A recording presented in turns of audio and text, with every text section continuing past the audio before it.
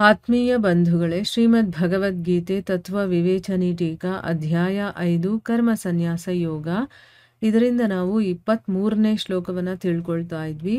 ಓದ ಭಾಗದಲ್ಲಿ ನಾವು ಯುಕ್ತಃ ಅನ್ನುವಂಥ ವಿಶೇಷಣ ಯಾರಿಗಾಗಿ ಇಲ್ಲಿ ಪ್ರಯೋಗ ಮಾಡಿರೋದು ಅಂತ ತಿಳ್ಕೊಂಡ್ವಿ.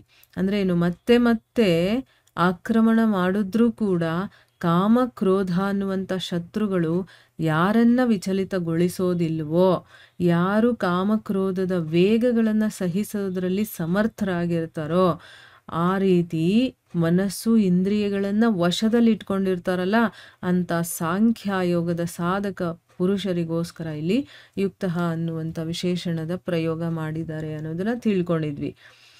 ಈಗ ಮುಂದಿನ ಪ್ರಶ್ನೆ ಏನು ಅಂತಂದರೆ, ಇಂತಹ ಪುರುಷರನ್ನ ಸುಖಿ ಅಂತ ಹೇಳ್ತಾರಲ್ಲ, ಅದಕ್ಕೆ ಅರ್ಥ ಏನು ಅಂತ ಕೇಳ್ತಾ ಇದ್ದಾರೆ. ಈಗ ಯಾರು ಕಾಮಕ್ರೋಧದ ವೇಗಗಳನ್ನು ಸಹಿಸ್ಕೊಳ್ಳೋದ್ರಲ್ಲಿ ಸಮರ್ಥರಾಗಿರ್ತಾರೋ ಅಂಥವರನ್ನು ಸುಖಿ ಅಂತ ಕರೆದಿದ್ದಾರಲ್ಲ, ಅದಕ್ಕೆ ಅರ್ಥ ಏನು ಅಂತ. ಉತ್ತರ ಏನು ಅಂತಂದರೆ, ಜಗತ್ತಲ್ಲಿ ನೋಡಿ ಎಲ್ಲ ಜನರು ಕೂಡ ಸುಖವನ್ನೇ ಬಯಸೋದು. ಯಾರು ದುಃಖ ಬೇಕು ಅಂತ ಬಯಸೋದಿಲ್ಲ, ಆದರೆ ಸುಖಾನೇ ಬೇಕು, ಎಲ್ಲರೂ ಸಂತೋಷವಾಗಿರಬೇಕು, ಸುಖವಾಗಿರಬೇಕು ಅಂತ ಇಷ್ಟಪಡ್ತಾರೆ ಜಗತ್ತಲ್ಲಿರುವಂಥ ಜನಗಳೆಲ್ಲರೂ ಕೂಡ. ಆದರೆ ವಾಸ್ತವಿಕ ಸುಖ ಅಂತಂದರೆ ಏನು, ಹೇಗದು ಸಿಗುತ್ತೆ, ಈ ಮಾತನ್ನು ಅಂದರೆ ನಿಜವಾದ ಸುಖ ಅನ್ನೋದು ಒಂದಿರುತ್ತೆ. ಈಗ ನಾವೇನು ತಿಳ್ಕೊಂಡಿದ್ದೀವೋ ಅದು ನಿಜವಾದ ಸುಖ ಅಲ್ವೇ ಅಲ್ಲ. ಅದಕ್ಕೆ ಇಲ್ಲಿ ನಿಜವಾದ ಸುಖ ಏನು ಮತ್ತು ಅದು ಹೇಗೆ ಸಿಗುತ್ತೆ ಅಂತ ತಿಳ್ಕೊಳ್ಳದೆ ಇರುವಂಥ ಕಾರಣದಿಂದ ಏನಾಗುತ್ತೆ, ಭ್ರಮೆಯಿಂದ ಭೋಗಗಳಲ್ಲೇ ಅವರು ಸುಖ ಅಂತ ತಿಳ್ಕೊಂಡಿದ್ದಾರೆ. ನಮಗೇನಾದರೂ ಒಂದು ಭೋಗಿಸ್ಬೇಕು ಅಂತ ಆಸೆ ಇರುತ್ತೆ, ಈಗ ತಿನ್ನಬೇಕು ಅಂತ ಆಸೆ ಇರುತ್ತೆ, ಪಡಿಬೇಕು ಅಂತ ಆಸೆ ಇರುತ್ತೆ, ಅದು ಸುಖ ಅಂತ ಅಂದ್ಕೊಂಡಿದ್ದೀವಿ. ಈಗ ನನಗಿಷ್ಟ ಆಗಿರೋದು ಸಿಕ್ಬಿಟ್ರೆ ಅದನ್ನು ತಿಂತಾ ಇದ್ರೆ ಅದನ್ನೇ ಸುಖ ಅಂತ ಅಂದ್ಕೊಂಬಿಟ್ಟಿದ್ದೀವಿ. ಒಂದು ಎಕ್ಸಾಂಪಲ್ ಹೇಳ್ತೀನಿ ನಮ್ಗೆ ಅರ್ಥ ಆಗಲಿ ಅಂತಂದ್ಬಿಟ್ಟು. ಈಗ ನೋಡಿ, ನನಗೆ ಜಾಮೂನ್ ಅಂತಂದರೆ ಇಷ್ಟ ಅಂತ ಇಟ್ಕೊಳ್ಳಿ.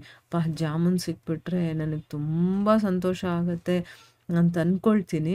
ಜಾಮೂನ್ ನನ್ನ ಕಣ್ಮುಂದೆ ಕೂಡ ಬರುತ್ತೆ, ಬಂದಾಗ ಎಷ್ಟು ಆನಂದ ಆಗುತ್ತೆ, ನನಗೆ ತಿನ್ನಬೇಕು ಅಂತ ಎಷ್ಟು ಆತುರ ಇರುತ್ತೆ ನಮಗೆ.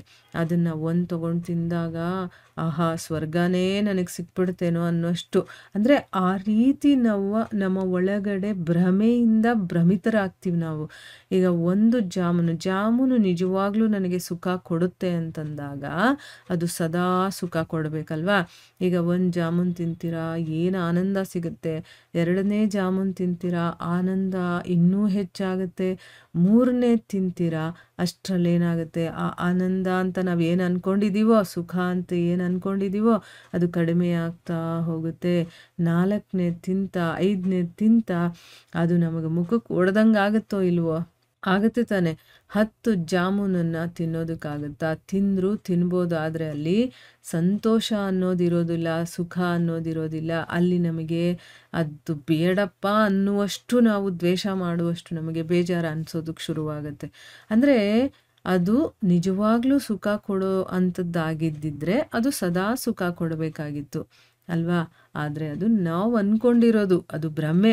ಒಂದು 10ರಿಂದ 15 ತಿಂದ್ವಿ ಅಂತಂದರೆ ಆಮೇಲೆ ವಾಂತಿ ಬರೋಂಗಾಗುತ್ತೆ. ಆಮೇಲೆ ನಾವು ಜಾಮೂನ್ ನೋಡಿದ್ರೇ ನನಗೆ ಆಗಲ್ಲ ಅನ್ನುವಷ್ಟು ನಮಗೆ ಬೇಜಾರಾಗ್ಬಿಡುತ್ತೆ ಅಲ್ವಾ. ಇಲ್ಲಿ ನಾವು ಭ್ರಮೆಯಲ್ಲಿದ್ದಿದ್ದರಿಂದ ಆ ಭೋಗಿಸುವಂತಹ ವಸ್ತು ಅಥವಾ ಭೋಗಿಸುವಂಥ ವ್ಯಕ್ತಿನೇ ಆಗಿರ್ಬೋದು, ಘಟನೆ ಆಗಿರ್ಬೋದು, ಏನೇ ಆಗಿರ್ಬೋದು, ಆ ಭೋಗಗಳಲ್ಲೇ ನನಗೆ ಸುಖ ಸಿಗುತ್ತೆ ಅಂತ ತಿಳ್ಕೊಂಡಿರ್ತೀವಿ ಆಯಿತಾ. ಇದು ನಮ್ಮ ಭ್ರಮೆ ಅಷ್ಟೇ, ಅಲ್ಲಿ ನಿಜವಾದ ಸುಖ ಅನ್ನೋದು ಇಲ್ಲ. ಭ್ರಮೆ ಇರೋದ್ರಿಂದ ನಮ್ಗೆ ಹಂಗೆ ಅನಿಸುತ್ತೆ.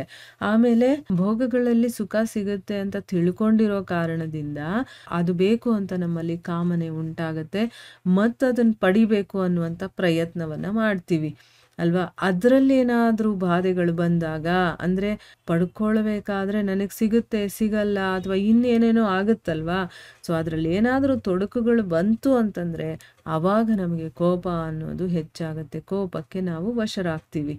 ಆದರೆ ಕಾಮ ಕ್ರೋಧದ ವಶದಲ್ಲಿರುವಂಥ ಮನುಷ್ಯ ಯಾವತ್ತೂ ಸುಖಿಯಾಗಿರೋದಕ್ಕೆ ಸಾಧ್ಯ ಇಲ್ಲ. ಇದು ಒಂದು ನಿಯಮ ಅಂತಂದರೆ ಅದು ಎಲ್ಲರಿಗೂ ಲಾಗುವಾಗುತ್ತೆ. ಮೊದಲು ಭೋಗಗಳಲ್ಲಿ ಸುಖ ಅಂತ ನಾವು ಭ್ರಮೆಯಿಂದ ತಿಳ್ಕೊಂಡಿರೋದು ಮೊದಲನೇ ತಪ್ಪು. ಭೋಗಗಳಲ್ಲಿ ಯಾವತ್ತೂ ಸುಖ ಇಲ್ಲ, ಸುಖ ಅಂತ ನಾವು ಅಂದ್ಕೊಂಡಿದ್ದೀವಿ ಅಷ್ಟೇ. ಆ ಭೋಗಗಳನ್ನು ಭೋಗಿಸ್ಬೇಕು ಅನ್ನುವಂಥ ಕಾಮನೆ ಇದೆ ನಮಗೆ, ಅದನ್ನು ಪಡಿಬೇಕು ಅಂತ ಪ್ರಯತ್ನ ಮಾಡ್ತೀವಿ. ಅದರಲ್ಲೇನಾದರೂ ತೊಂದರೆಗಳು ಅಥವಾ ನನಗೆ ಸಿಗಲ್ಲ ಅದೆಲ್ಲ ಏನೇನೋ ಆದಾಗ ಬಾಧೆ ಅಂತ ನಾವು ಅದನ್ನು ಕರಿತೀವಿ. ಅದರಲ್ಲಿ ಏನಾದರೂ ಬಾಧೆಗಳು ಬಂದಾಗ ಆವಾಗ ನಮಗೆ ಕೋಪ ಬರುತ್ತೆ. ಕಾಮಕ್ರೋಧಕ್ಕೆ ಯಾರು ವಶವಾಗಿರ್ತಾರೋ ಅಂಥ ಮನುಷ್ಯ ಯಾವತ್ತೂ ಸುಖವಾಗಿರೋದಕ್ಕೆ ಸಾಧ್ಯನೇ ಇಲ್ಲ. ಇದು ನಿಯಮ. ನಾವು ಸುಖವಾಗಿರಬೇಕು ಅಂತ ನಮಗೇನಾದರೂ ಅಂದ್ಕೊಂಡಿದ್ರೆ ನಾವು ಕಾಮಕ್ರೋಧಗಳನ್ನು ಬಿಡಬೇಕು. ಆ ಎರಡೂ ಇಲ್ಲ ಅಂತಂದರೆ ಆ ಮನುಷ್ಯ ಸುಖವಾಗಿರ್ತಾನೆ ಅಂತಲೇ ಅರ್ಥ ಮಾಡ್ಕೋಬೇಕು. ಯಾರು ಕಾಮನೆಗೆ ವಶವಾಗಿರ್ತಾರೋ ಅವರು ಹೆಂಡತಿ, ಗಂಡ, ಮಕ್ಕಳು, ಧನ, ಮಾನ ಇಂಥದ್ದನ್ನೆಲ್ಲ ಪಡ್ಕೋಬೇಕು ಅನ್ನುವಂಥ ಆ ಪ್ರಾಪ್ತಿಗೋಸ್ಕರ, ಮತ್ತು ಯಾರು ಕ್ರೋಧಕ್ಕೆ ವಶವಾಗಿರ್ತಾರೋ ಅವರು ಬೇರೆಯವರಿಗೆ ತೊಂದರೆ ಅನಿಷ್ಟಗಳನ್ನು ಮಾಡೋದಕ್ಕೆ ಬೇಕಾದಷ್ಟು ರೀತಿಯ ಅನರ್ಥಗಳಲ್ಲಿ ಪಾಪಗಳಲ್ಲಿ ಅವರು ಪ್ರವೃತ್ತರಾಗ್ತಾರೆ. ಅವ್ರು ಯಾವಾಗೂ ಬೇರೆಯವ್ರಿಗೆ ತೊಂದರೆ ಕೊಟ್ಟು ನಾನು ಚೆನ್ನಾಗಿರಬೇಕು, ನನ್ನ ಹತ್ರ ಎಲ್ಲ ಇರಬೇಕು ಅನ್ನೋ ಒಂದೇ ಕಾರಣಕ್ಕೇನು ಮಾಡ್ತಾರೆ ಅವರು, ಬೇರೆಯವ್ರಿಗೆ ತೊಂದರೆ ಕೊಡೋದು, ಬೇರೆಯವರಿಗೆ ಮೋಸ ಮಾಡೋದು, ವಂಚನೆ ಮಾಡೋದು, ಪಾಪಗಳು ಇಂಥ ಕೆಲಸಗಳಲ್ಲಿ ಅವರು ತೊಡಗ್ತಾರೆ.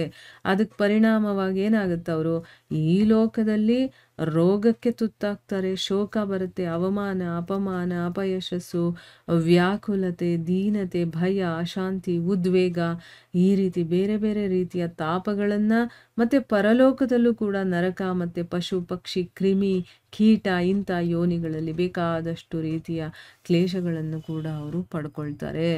ಈ ಕಾಮಕ್ರೋಧದಿಂದ ಏನೇನೆಲ್ಲ ಆಗುತ್ತೆ ಅನ್ನೋದನ್ನು ತಿಳ್ಕೊಳ್ಳಿ. ಒಂದು ನಮ್ಮಲ್ಲಿ ಆಸೆ ಬಂತು ಅಂದರೆ ಅದನ್ನು ಪಡ್ಕೋಬೇಕು ಅಂತ ನಾನು ಹೋಗ್ತೀನಿ, ಅದು ಸಿಕ್ಕಿಲ್ಲ ಅಂತಂದಾಗ ನನಗೆ ಕೋಪ ಬರುತ್ತೆ, ಆಯಿತಾ. ಆವಾಗ ಏನು ಮಾಡ್ತೀವಿ, ಆವಾಗ ಕೋಪ ಬರುತ್ತೆ, ಆವಾಗ ಮಾಡಬಾರದನ್ನೆಲ್ಲ ಮಾಡ್ತೀವಿ, ಹೇಳಬಾರದನ್ನೆಲ್ಲ ಹೇಳ್ತೀವಿ. ಆಮೇಲೆ ಅದನ್ನು ಪಡ್ಕೊಳ್ಳೋ ಅಂಥ ಒಂದು ಉತ್ಸುಕತೆ ನಮ್ಮಲ್ಲಿ ಎಷ್ಟಿರುತ್ತೆ ಅಂತಂದರೆ ಬೇರೆಯವ್ರಿಗೂ ಮೋಸ, ತಲೆ ಒಡೆಯೋದು, ಏನು ಬೇಕಾದರೂ ಮಾಡೋದಕ್ಕೆ ತಯಾರಾಗಿಬಿಡ್ತೀವಿ. ಅದರಿಂದ ಏನಾಗುತ್ತೆ, ಇಲ್ಲೂ ನಾವು ನೆಮ್ಮದಿಯಾಗಿರೋದಕ್ಕೆ ಸಾಧ್ಯ ಇಲ್ಲ. ಸತ್ತ ಮೇಲೆ ನಾವು ಮಾಡಿರುವಂಥ ಮೋಸ ಮತ್ತು ವಂಚನೆ, ಪಾಪದ ಕೆಲಸಗಳ ಕಾರಣದಿಂದ ನಮಗೆ ನರಕ ಸಿಗುತ್ತೆ. ಇಲ್ಲಾಂದರೆ ಈ ಒಂದು ಮನುಷ್ಯ ಜೀವನಕ್ಕಿಂತ ಕೆಳಮಟ್ಟದ ಜೀವ ಯೋನಿಗಳಲ್ಲಿ ನಾವು ಹುಟ್ಟಿ ಅಲ್ಲಿ ಬೇಕಾದಷ್ಟು ಕಷ್ಟಗಳನ್ನು ನಾವು ಅನುಭವಿಸ್ಬೇಕಾಗಿರುವಂಥ ಒಂದು ಸಂದರ್ಭ ಬರುತ್ತೆ. ಇದರ ಬಗ್ಗೆ ಬೇರೆ ಅಧ್ಯಾಯಗಳಲ್ಲಿ ಕೆಲವೊಂದು ಶ್ಲೋಕದಲ್ಲಿ ಭಗವಂತ ಹೇಳಿದ್ದಾನೆ. ಅದರ ಬಗ್ಗೆ ನಾವು ಮುಂದಿನ ಭಾಗದಲ್ಲಿ ತಿಳ್ಕೊಳ್ಳೋಣ. ಹರೇ ಕೃಷ್ಣ.